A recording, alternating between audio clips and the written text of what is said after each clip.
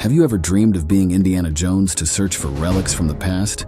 Today is your lucky day, but we won't be searching for fantastic religious treasures. Instead, we'll be looking for ancient objects that you could stumble upon almost by chance in the old European battlefields. During World War II, in the United States alone, military factories pumped out more than 42 billion rounds of ammunition, enough to shoot 18 times at every person inhabiting the planet at that time. At the same time, the largest bombing campaigns were carried out, and tens of millions of weapons were produced to equip both sides. A portion of all that material awaits underground to be found by professional researchers or curious amateurs. In this new military history video, we want to present you with some of the most impressive findings related to the conflict between the Axis and the Allied forces, including a gigantic piece that endangered an entire city. So put on your work clothes and let's go dig in the battlefields. The first war treasure we'll analyze in this video was buried in the European forests, in the region known as the Eastern Front. In that theater of operations, the forces of the Axis primarily fought against the Soviet Union, so there was a lot of bloodshed, and millions of rounds of ammunition were fired there. As you can imagine, war not only leaves scars on the bodies of those who fought, but also on the land. It was on that ground that, in 2019, an amateur metal detectorist came across a powerful signal. His metal detector indicated that there was a large piece hidden underground. This video was captured at the moment of the impressive find, giving us a unique perspective on this archaeological vocation linked to military history. As the earth is carefully removed, it becomes possible to distinguish the stock and grip of a classic weapon that left a mark on World War II. Evidently, in one of the many battles that took place in the region, some weapons were discarded and buried over time. With less substrate covering the piece, the rear silhouette and trigger of the weapon are clearly visible. The find was surprisingly well preserved despite the passage of years. Keep in mind that this gem had been lying there for at least 7 decades. It is the MP-40 submachine gun, one of the main platforms used by the infantry of the Third Reich. An iconic design that you have surely seen in countless movies and series about the conflict. Let's see the legendary model created by Heinrich Vollmer in action.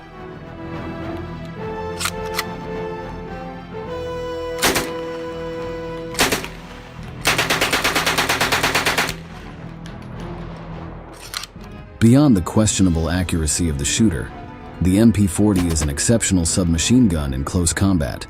Its main difficulty lay with targets beyond 150 meters, which prompted the design of the more precise SEG-44. The combination of these two platforms provided the Nazi soldier with enormous offensive potential in a war that had trench scenarios, but also open field combat over vast expanses of land. As its name suggests, the MP-40 was put into service in 1940, less than a year after the war began with the invasion of Poland in September 1939. In the early models, the magazine well had smooth sides, while in the most used and widespread version among the troops, that piece had grooves to strengthen it and improve grip. The MP-40 had a relatively weak recoil, even when fired in bursts, which made it incredibly accurate and lethal at close range. There was also an experimental version with a 64-round magazine, which was conceived as a response to the Soviet PPSH-41 submachine gun, known for its autonomy and firepower. One of the great advantages of the MP-40 is that it used parts made of stamped sheet metal, making its manufacture very economical. In addition, German engineers opted to use plastic instead of wood in the grip and handguard, which is why the unearthed piece is so well preserved. Now that we know what kind of treasures metal detector enthusiasts were dealing with, let's return to that excavation. Despite the years in the earth, the silhouette is unmistakable. What's surprising is that the MP-40 is in one piece, which is very difficult since, being constructed with various moving parts, they're usually found in separate pieces. On the other hand, the vast majority of abandoned weapons were destroyed. But this time, luck was on the side of the researchers. The submachine gun was completely removed for subsequent restoration. What this man holds in his hands is more than 75 years of history. Who knows how many lives were taken with this war tool? Let's continue with the next treasure.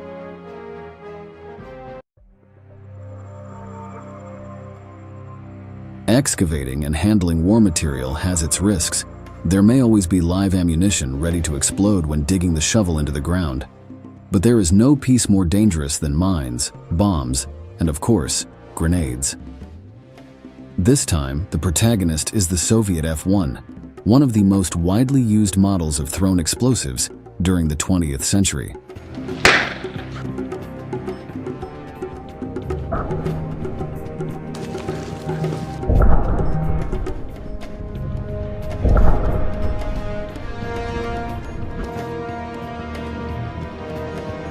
Now imagine that explosion in your hand. We assure you it won't be a pleasant experience. However, history enthusiasts seek to unearth these kinds of memories from a more violent past, to transform a tool of death into a historical object. Fearlessly, this Russian researcher holds in his hand one of the legendary F-1 grenades that were used from World War II onwards. Due to its shape and original yellowish-green color, it earned the nickname Lemon. But let that cute nickname not deceive you. This piece was the terror of the trenches. This Soviet-designed grenade began to be used during World War II, but its use continued for several years, thanks to the modernization of its operation. The exterior is designed to favor fragmentation upon detonation, as well as to ensure a firm and secure grip prior to throwing. It is estimated that it could be thrown distances of between 30 and 50 meters, although this depends on the soldier's arm. Its explosive power was very high, so the user had to throw it from a defensive position, that is, from a safe place where they could take cover from the fragments that were ejected. Before continuing with the history lesson, let's see how not to throw this device. We have a Russian F1 grenade. In. Ready to go. Oh no!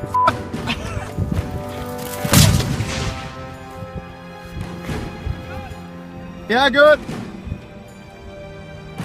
We assure you that Soviet soldiers were more careful when using it. After World War II, F-1 grenades were supplied to numerous allies of the Soviet Union, especially to those Third World armies that were considered of great strategic value to Moscow. This includes Iraq and several Arab nations, so this model from the 1940s continued to be used on the front lines, even well into the 21st century. There are also very successful copies, the most common being the Lithuanian RGG-91, which was produced between 1992 and 1996, and is now found in the arsenals of some Ukrainian regiments resisting the Russian invasion. Ironically, one of the most famous designs from the Soviet Union is used to eliminate soldiers of the Kremlin. Before moving on to the next discovery, we want to recommend that if you ever find a grenade buried in an old battlefield, be very careful when extracting it.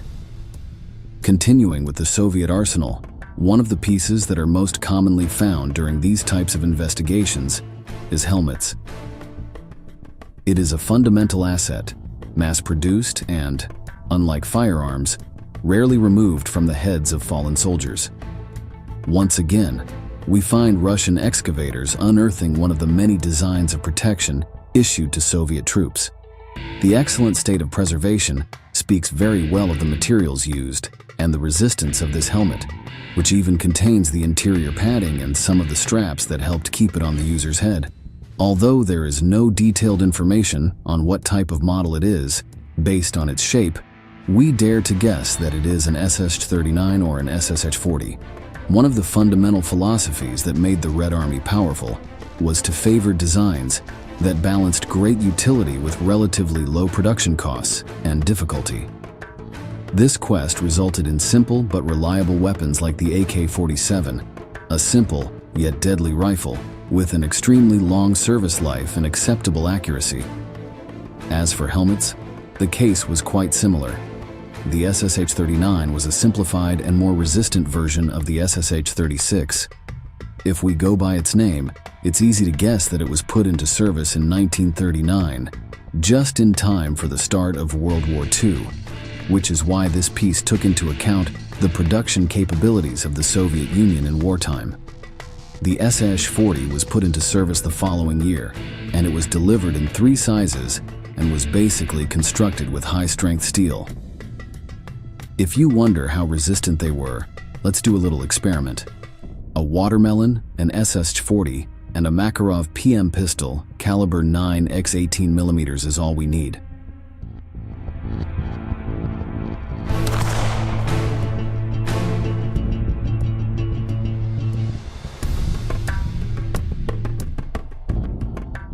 Surprisingly, the helmet was able to withstand a complete shot from a 9mm pistol. The bullet barely left a notch on the surface, but did not penetrate the target. Soviet steel surely saved many lives of the Red Army during World War II. Simplicity does not imply lack of quality. Now let's move on to talk about another of the most popular and effective weapons used during the conflict, the legendary Mosin-Nagant rifle. To know the history of this platform, it is necessary to go back several years before the conflict between the Axis and the Allies, since this bolt-action rifle was developed during the last years of the 19th century. At that time, the developments of the Belgian designer Nagant were combined with the rifle, created by a young Russian captain, Sergei Mosin.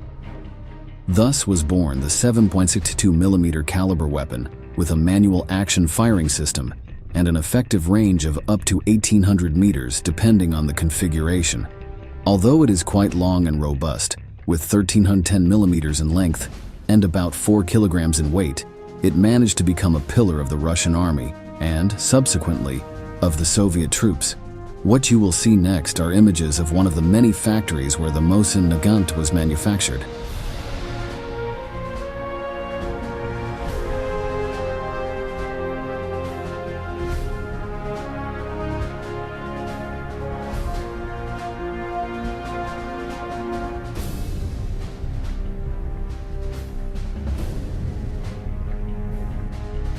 The military industry of the Soviet Union was capable of producing tens of thousands of pieces in just 1 month. The workers became true experts not only in manufacturing, but also in quality control of each part. It is estimated that, in total, 37 million units of this impressive model were built. Such was its success that it was not only used by the infantry, but in 1932, it was adapted as a sniper rifle. In that role, it was fundamental for the excellent performance of the marksmen of the Red Army during World War II. This is why finding one of these models buried in an old battlefield is an incredible experience. Behind this piece are dozens of battles, and thanks to this model, the Russian victory over Nazism was possible. The depth of the pit gives us a perspective of the time the Mosin-Nagant was buried in Russian soil. In the hands of the antique artifact enthusiast, we can see how long this rifle was. Keep in mind that some parts have deteriorated due to climatic conditions. Unlike the German MP40, this design had a wooden stock and handguard, making it more prone to decomposition. Still, it's surprising how complete it is. Up close, we can appreciate the firing mechanism, now covered in dirt and rust. We can also distinguish the bolt through which soldiers operated the reloading system. Let's see and hear how these imposing weapons, with more than 100 years of history, behaved.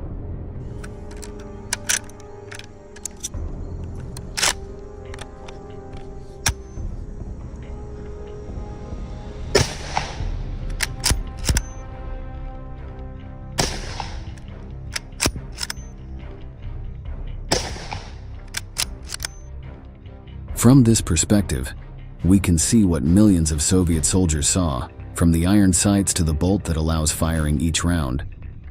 The importance of this simple yet deadly design in World War II is incalculable. At the beginning of the video, we promised you that we would analyze a truly surprising case, and we don't intend to disappoint you. Throughout this presentation, we've seen firearms of all kinds, grenades, and an interesting Soviet helmet, but now it's time to take it one step further. What is the biggest and most dangerous thing one can find while exploring sea and land in search of military antiques? A bomb. Though it may seem like something out of a suspense movie, In February 2018, construction workers found an American World War II explosive device resting in the heart of a shopping mall in Hong Kong. It weighed more than 450 kilograms of pure destructive power, and for decades, it lay underground, without raising suspicion. It all started when a worker alerted his boss that he had found something unusual while preparing the ground for the day's work on a new subway line. The silhouette was unmistakable. It was an old American bomb buried in a densely populated area. Within minutes, nearly 4,000 people were evacuated out of fear that the treasure might still be active. The next step was to contact the competent authorities, namely the bomb squad. Experts in explosive disposal opened a hole in the bomb, a huge device over 1.6 meters long. Once the outer layer was penetrated, the detonating materials inside were burned to ensure that the relic didn't give any unpleasant surprises. When it was safe to move the threatening artifact, it was extracted with the help of a crane. Thus concluded a rather particular workday for the construction site employees. Of course, no one missed the opportunity to take a souvenir photo for remembrance.